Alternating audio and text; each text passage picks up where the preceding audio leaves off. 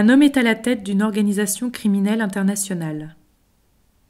Ses champs d'action sont multiples et peuvent toucher les pays du monde entier. L'homme est actif dans le secteur des drogues, de la prostitution, de l'immigration clandestine, du braconnage d'espèces sauvages protégées, du trafic d'organes. Les revenus noirs de son organisation criminelle se chiffrent en dizaines de millions d'euros. Une fois blanchi, cet argent est réinvesti dans l'économie légale et là encore, partout dans le monde. Projets immobiliers luxueux,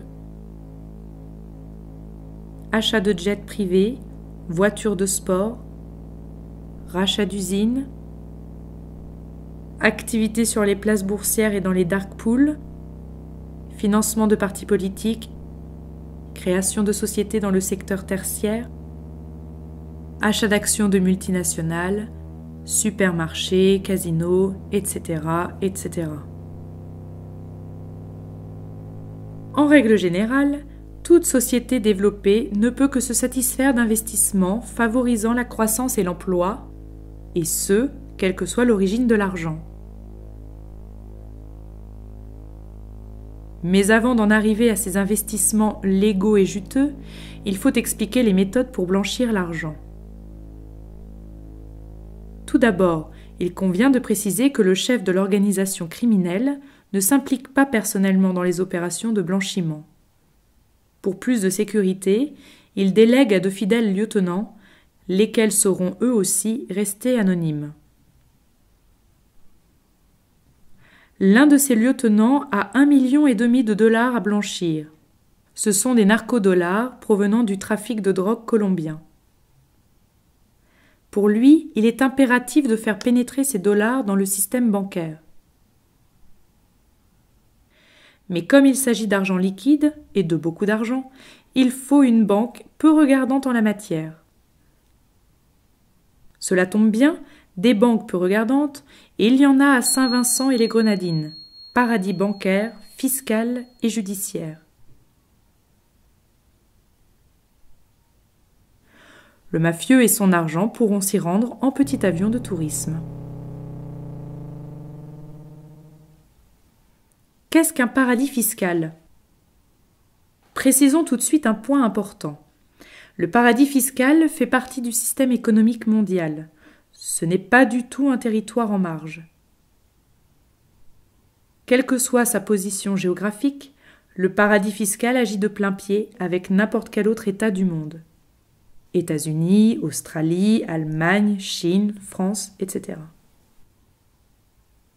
Qu'il soit inscrit sur une liste blanche, grise ou noire, ne change rien au fait que le paradis fiscal est un acteur majeur et établi du système économique mondial.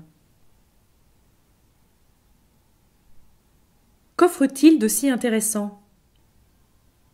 Eh bien, c'est un endroit où le taux d'imposition est nul ou quasi nul, où l'on rechigne à échanger des renseignements avec les autres pays, où, en l'absence d'application rigoureuse de lois existantes sur le papier, on autorise le secret bancaire et judiciaire. En d'autres termes, on propose l'anonymat aux personnes et le secret aux transactions. Dans un paradis fiscal, il n'est pas obligatoire pour une société d'exercer une activité sur place avec une présence locale. Par exemple, les îles Vierges britanniques aux Antilles sont seulement 15 fois plus grandes que le bois de Vincennes à Paris. Il n'y a que 22 000 habitants et pourtant on y trouve plus de 300 000 sociétés.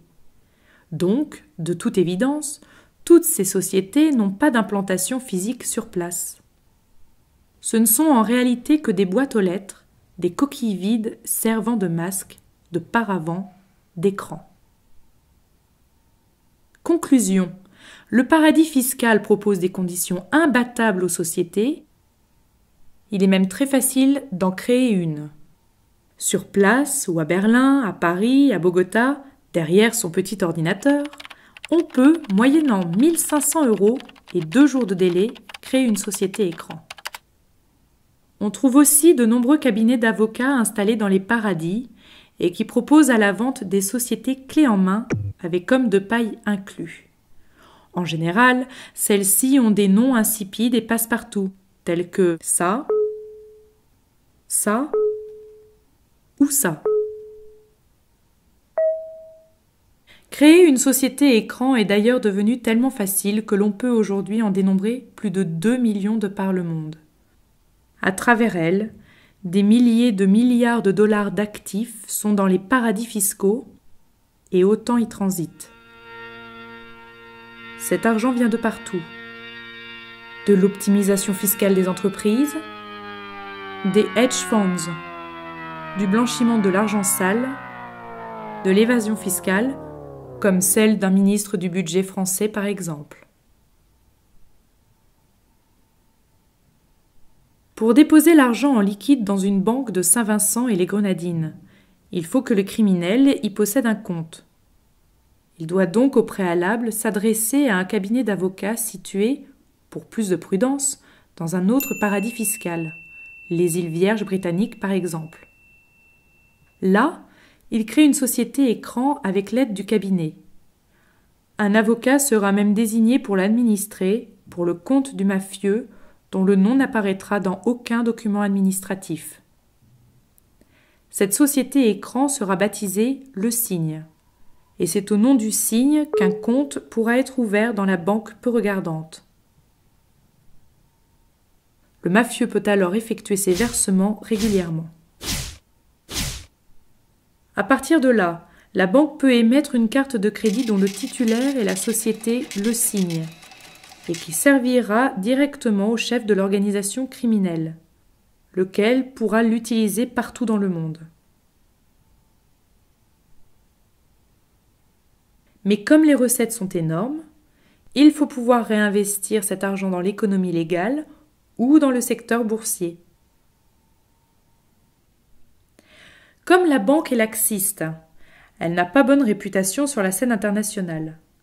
Cela n'est pas un problème puisqu'elle peut recourir au service d'une banque correspondante à façade beaucoup plus respectable.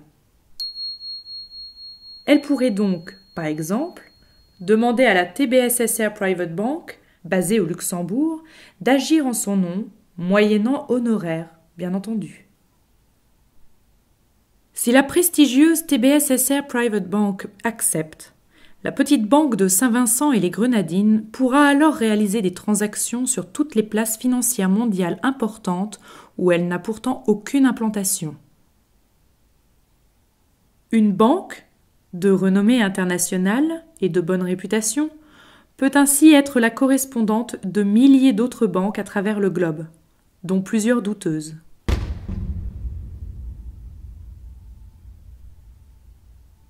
En agissant pour le compte de la petite banque de Saint-Vincent et les Grenadines, TBSSR Private Bank du Luxembourg va faire un virement de l'équivalent d'1 million d'euros vers le compte d'une autre société écran, un Anstalt basé au Liechtenstein.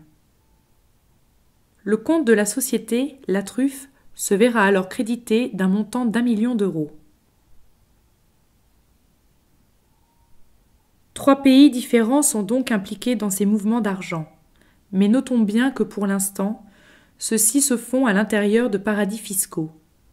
Donc, anonymat, secret bancaire, secret judiciaire préservé.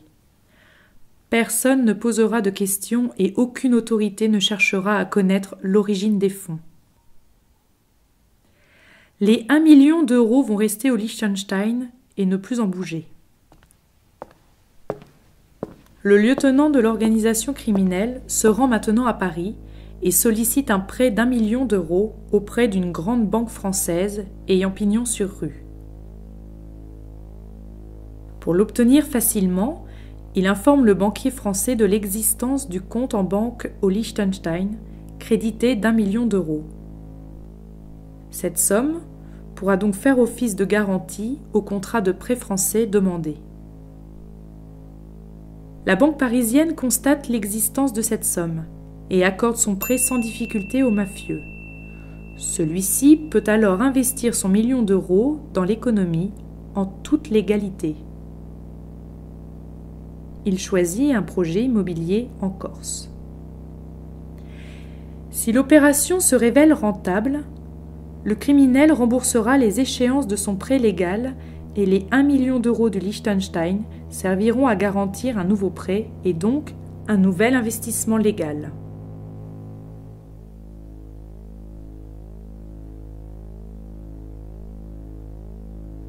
Si le projet en Corse connaît des difficultés, la banque parisienne pourra se faire payer par la banque du Liechtenstein.